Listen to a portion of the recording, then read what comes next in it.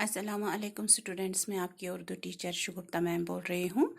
آج میں آپ کو عابد منوری کی پہلی غزل جو ہے وہ 9th کلاس کو سمجھاؤں گی۔ تو پہلا جو ہے، باطن کی آنکھ سے جو کبھی دیکھتا ہوں میں، لگتا ہے جیسے خود سے بھی نا آشنا ہوں میں۔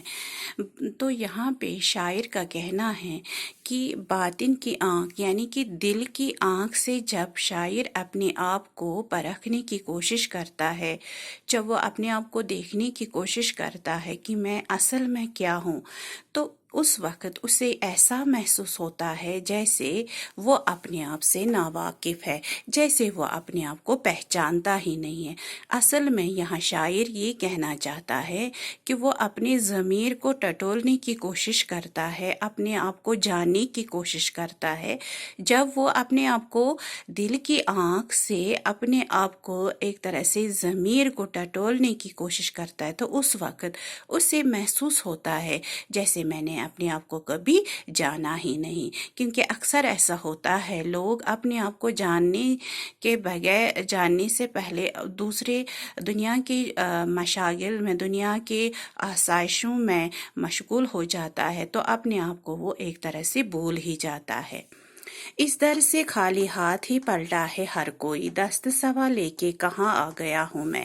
شاعر کہتا ہے دست سوال کا مطلب ہے سوال لیے ہوئے ہاتھ۔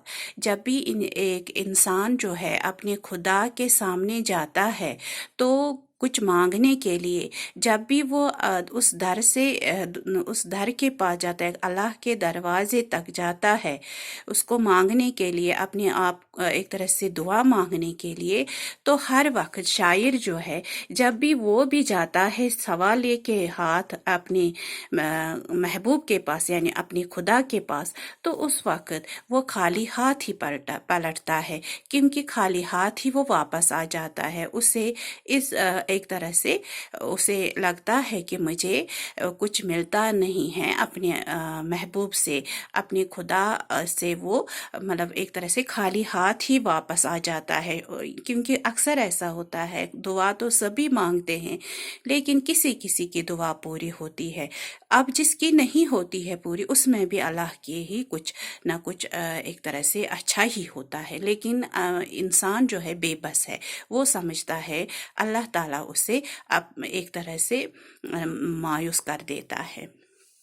مجھ کو ہوا اڑا کے جدھر چاہے لے چلے، پتا ہوں اور شاخ سے ٹوٹا ہوا ہوں میں۔ شاعر کہتا ہے کہ میں ایک پتے کی طرح ہوں۔ اپنے آپ کو اس نے ایک پتے کے ساتھ تشبیہ دی ہے کہ ایک پتا جب پیڑ کی ٹہنی سے الگ ہوتا ہے تو ہوا اسے پتہ نہیں کدھر سے کدھر لے جاتا ہے، تو ہوا پہ یہ دارمدار ہوتا ہے کہ وہ اس پتے کو کہاں لے جائے۔ لیکن شاعر کہتا ہے کہ میں بھی ایک طرح سے پتا ہی ہوں جو زندگی سے ایک طرح سے ہار چکا ہے، تو اب یہ ہوا جو ہے، ہوا پر ہے، زندگی پر ہے کہ وہ کدھر مجھے لے جائے۔ مجھ سا بھی سادہ لو زمانے میں ہے کوئی، اپنی تباہیوں پہ بھی خوش ہو رہا ہوں میں۔ شاعر کہتا ہے کیا ایسا بھی ہے کہ جس طرح میں ایک طرح سے اس دنیا میں، اس زمانے میں مجھ سا بھی کوئی سیدھا سادہ شخص ہوگا جو اپنی ہی تباہیوں پہ، اپنی ہی ویرانی، اپنی ہی خستحالی پر خوشی کا اظہار کر رہا ہے۔ کیونکہ اس دنیا میں جو لوگ جو ہے تکلیفیں اٹھاتے ہیں، دکھ اٹھاتے ہیں، مایوس ہوتے ہیں، وہ اداس رہتے ہیں، لیکن شاعر دکھ اٹھا کر، تکلیف اٹھا کر یا اپنے آپ کو تباہ ہو کر اپنی ہی اس پہ ایک طرح سے خوشی کا اظہار کرتا ہے۔ ٹھیک یا غلط میرا انداز گفتگو، عابد جو کہنا تھا مجھے وہ کہہ گیا ہوں میں۔ شاعر ایک طرح سے اپنے آپ کو سے ہی پوچھ رہا ہے، مخاطب ہے کہ جو کچھ بھی میں نے کہا، میرا انداز گفتگو جو ہے، بات کرنے کا ڈھنگ جو ہے، چاہے وہ ٹھیک ہے یا غلط ہے، مگر عابد جو کہنا تھا مجھے وہ کہہ گیا۔ اپنے آپ سے مخاطب ہو کر وہ کہہ رہا ہے کہ مجھے جو کچھ بھی کہنا تھا وہ میں نے کہہ دیا۔ اب کسی کو غلط لگے یا ٹھیک لگے، صحیح لگے یا برا لگے، مجھے اس سے کوئی غرض نہیں، مگر جو کچھ بھی مجھے کہنا تھا وہ میں نے کہہ دیا۔ تو اس طرح سے پہلی غزل جو ہے عابد مناوری کی میں نے آپ کو سمجھائی، امید ہے آپ کو سمجھ میں آئی ہوگی، انشاءاللہ آگے اور پڑھاؤں گی، تب تک خدا حافظ۔